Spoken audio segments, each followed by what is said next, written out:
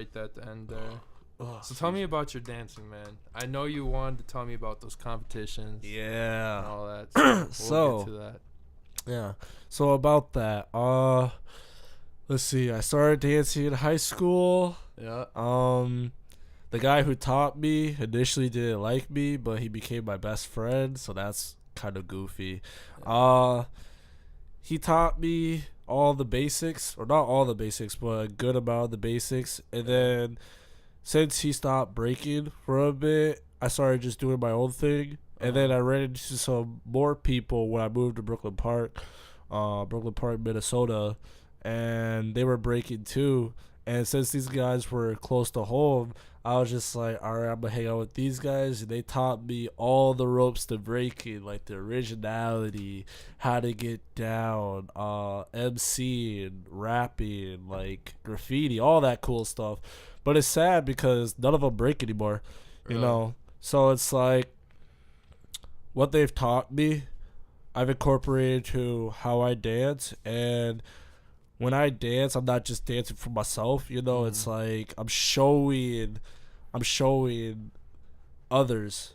I'm showing the combination of people that are put into me, you know. And I want people to understand that, yo, this is me that you're seeing, but you're also seeing people who influence me, you know. And I mean, ever since then, it's been taking off. I got a lot of hate for it in the beginning from my family. Fuck the hate. Huh? Fuck the hate. For real. Yeah. I got a lot of Do hate. what you love, man. I already know I'm going to get a lot of hate for this podcast. And Oh, yeah? Some people might think it's lame or whatever, but fuck them. You know, just do what you love. Worry about yourself. Word up. Yeah, I know that on my mom's side, they didn't want me to do it, especially my grandma. Why? For like, they didn't think it was a career, or it was dangerous, or what was like the reasoning? Religion. And that's religion? Religion. Oh. Yeah, like that's one thing that has been one of the biggest things about breaking or hip hop to me, simply because it's like when you look at hip hop, there's a lot of cuss words, there's a lot of this, that, like a lot of bad ass, titties, pussy, money, weed. Basically, you know, get money, F bitches, you know what I'm saying? Yeah. Excuse my profanity, but anyways, going back to what I was saying. Cool. Do what you know. Yeah, what you want to say. Going back to what I was saying, like my grandma, she actually called my mom and she was like, "See, I told you, if you just had kept him in the church, he would not be where he is. Like no human is supposed to do." Yeah, because my grandma and my grandpa on my mom's side, they're pastors, or they were pastors. You're okay. Church. Yeah, back in Ohio. Yeah. And so my mom's a church kid, you know, and so she was just telling her off, like, you shouldn't have made him do this, you should have listened to me. And I'm walking in on this conversation to my mom's room to tell her about some good news. And when I look at my mom on the bed, she looks up at me in discomfort. And my grandma just keeps talking. And then she stops and she says, hello, because there's no answer. Yeah. And then I then say to her, I love you too, Grandma. And then it was dead quiet for a good minute. I'm just like, you don't.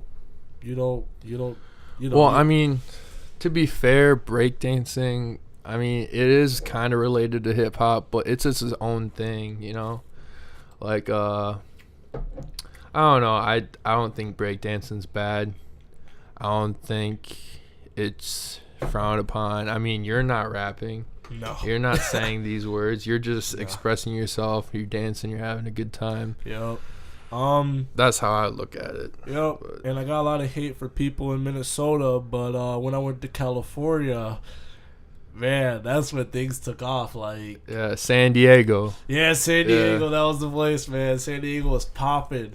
I met some cool friends. I actually got to meet one of my biggest inspirations. He came to Minnesota first when I first started breaking. But then... is that what you call it, by the way? Instead of breakdancing, it's just breaking? Yeah, just breaking or b-boying. Cool. Yeah, that's cool. The original way. Because if you call it breakdancing, it's not correct. And it sounds kind of lame. Yeah. Breakdancing. Yeah. In the 1980s, how they viewed breakdancing, they also viewed it as like popping and locking, but it's like, no, that's not breaking. Okay. That's not breakdancing. So then breakdancing was dead for like, or it went underground. That's what happened because the media blew it up into something it wasn't. Yeah. And so then kind of like how pop it's kind of happened with pop, like you see in rap and in like country, as they make it pop. You hear so many rappers doing pop songs now and country artists doing pop songs, and they're blowing it into this ugly genre that's gross. And it's not what it is. Yeah. You're not sticking to the roots. Yeah. And so that's exactly. so that's what happened to breaking, like or b-boying. But it's funny because when you mention that to someone, it's like, you know what b-boying is, or you know what breaking is, they'll look at you like, what? Huh? You know. But when I went to San Diego,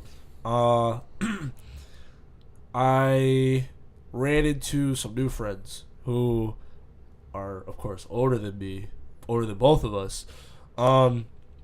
And they become, I guess you could say, lifelong friends. You know, like I've been to California twice. The second time I stayed longer. The first time I was there for my the guy who's my inspiration, he held a jam and he invited me to come out. So I was just like, I'm doing it. You know, I saw what it was about. It was the craziest thing. Like, I'll tell you this. So, you know, so in California. These are both in San Diego, right? Yeah. Okay. In California,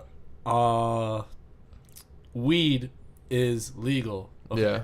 Yeah. When you go to these jams, is it everywhere? It's just everywhere. It's everywhere. It's inside. It's outside. You know, it's just like you can't breathe. You know, it's just weed everywhere. Yeah. So it's like, okay, when you get down there and see the dancers there compared to here, which I know you haven't seen them here, but the people in San Diego, they have a very high competition level, or like how they dance, they really take the risks. In Minnesota, I kind of see it as they're still in the baby step process. You know, they're like still developing and all that. But in San Diego, you get people from Japan, Mexico. They also have freestyle session, which is one of the biggest breaking events in the whole scene. And when I was there, I saw some people do some stuff I've never seen before. It was funny because to me, when I'm looking at them and I'm ciphering, like some of them will give me props. What? Just for people that are listening, what is ciphering? So ciphering is when you have a circle, right? Like a little dance circle. Oh, and you just take turns? Yeah, someone goes in and they dance, you know, do their thing, then they get out, the next person. So as I'm in the cipher dancing, just making noise. There's this Mexican dude who introduced himself to me, and he didn't really speak a lot of English. He said, you're dope. I was like, oh, thank you. He said, me, I'm from Mexico. I was like, okay. You know, I didn't understand, but like this dude was like buff, you know, he was buff. And I didn't see much of his stuff. But this dude, when I got out of the cipher, I saw him practicing off in the corner with some other people doing tricks and blows. Tricks and blows is basically where you control your body weight and you pop into different positions really quickly while maintaining your weight up in the air without your feet touching the ground necessarily. Okay. I saw him do some of the craziest things, and when I saw him do that, I was like, I'm dope. Nah, you're dope. Like, if I were to battle you and you did that to me, I wouldn't know how to respond. I wouldn't know how to battle you. I'd be like, nah, you won. You won, you know. But San Diego, like a lot of people there gave me love. Same way when I went to Wisconsin and when I went to Chicago. Actually, when I was Chi-town. When I was in Wisconsin, I met a lot of Hmong breakers there. It's kind of similar to Minnesota, how the breaking scene is predominantly Asian, ethnic wise. Yeah. I met some Hmong breakers, and they were younger than me. A couple of them came up to me, and after they saw how far me and my partner went, we made semifinals. Okay. It was funny because the guys that we went up against, they came up to us afterwards. They're like, we thought we lost. So I was like, I thought we won, you know, but it is what it is. I knew where I stood, and I knew that I messed up. But I remember afterwards, people were like, the little kids that came up to us, they talked to us for a little bit, said that we were dope and that we inspired them.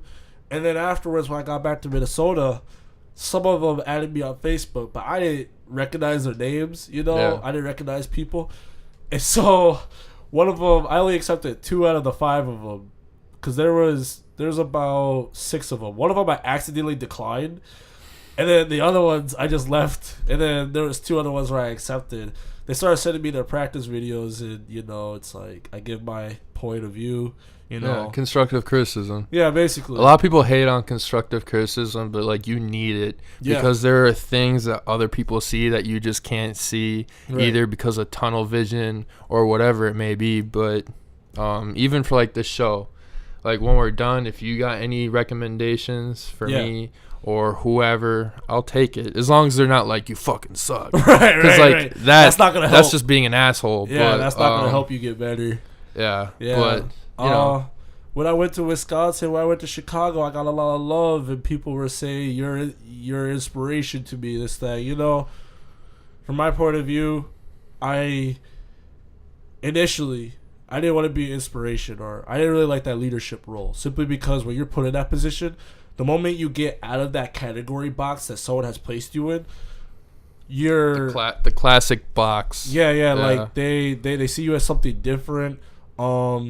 It's like, so let's say there's a little kid who looks up to me, I told him not to do this, not to do that, but then he then sees me outside of that particular area, and he sees me do something that he wouldn't think I would do. They probably wouldn't want to be around me, and that happens to a lot of people, and so I didn't really want that. But then the more and more that I started dancing, the more and more I had fun with it, it kind of just became a part of me. And like having integrity and all that, it's like, or having good character, it's like being the same person that you are when you're not in the field compared to when you are in the field. You know what I mean? You should be the same person no matter where you are.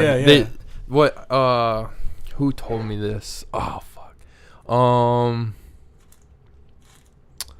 Maybe I heard it from a ton of people, but you ever hear the saying like, would you say that to your grandma? Yeah. I mean, it's kind of the same thing. Like, you should be the same person to your mom, to your friends, to whoever. Right. I mean, obviously you're gonna be a little different with your buddies than your parents or whatever, but it's like that level of respect. Yeah. In a way, yeah. Definitely. So San Diego, that's the place you want to move to, correct? Yep. That's where all my homies are at. When I was there, I had the best time. Like, bro, have you ever had churros before? Yes, I have. Bro. Probably not like authentic ones. Nah, bro. San Diego has some of the best Hispanic food you'll ever taste in your life. When I was there, I had churros for the first time, and it was only like $2. Yeah, they were made fresh. It took a while, but the first time I had it, I look back at my friends. I'm like, yo, before I leave, I need to get like 10 of these to go on the plane. Like, they were amazing. I need a dozen. Yeah, they changed my life. But yeah, no, San Diego's somewhere I would like to live. I mean, I like the people. I like the dance scene. There's just so much about it that I really could go on and on about. Yeah. But it's like, overall, I like the openness, the open-mindedness, because in Minnesota, like, I can tell you one thing. The difference between Minnesota and San Diego is the fact that even though Minnesota is an area that's growing in diverse groups, it's not like California where that's kind of already established, because immigrants have been coming over there from like Asia and Mexico and Puerto Rico. It's like the open-mindedness and the thought of change, because not a lot of people like change, and they don't like. Yeah, it's because it's uncomfortable. Yeah. That idea to be open to change and to hear other people's ideas, to me, that speaks a lot about how someone is, because a lot of narrow-mindedness, it's crazy, because narrow-minded people will put down others that have really big ideas. They're like, oh, you can't do that, you can't do this, you can't do that.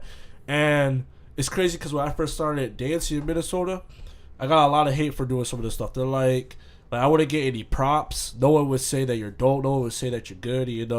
I can understand because I was just starting, but it's like everyone kind of danced similarly. In San Diego, if you dance like someone else or do the same move as someone else, you're considered whack or like you're not yourself. You know, Yeah. because that's what dance is. It's the expression of yourself. You know, so Well, and I mean, everyone gets hate, especially when you do something different. Like, I mean, look at all the people you know. Most of them aren't doing what you're doing. Or, I mean, like, do you know anyone that's doing a podcast? no, Maybe yes, one or but two. yeah, just what 2 people, but they're in California. Yeah. they're my homies. And, yeah. like, for me, do I know anyone that, like, break dances and is very into it? No, you're the only one. Right, So, like, right. people are going to hate you because no one else is doing it. Right. But And that's how it starts. I give your props. I could not break dance. Man, I appreciate I'd be terrible. you, man. I appreciate you, brother, man. Yeah. But yeah,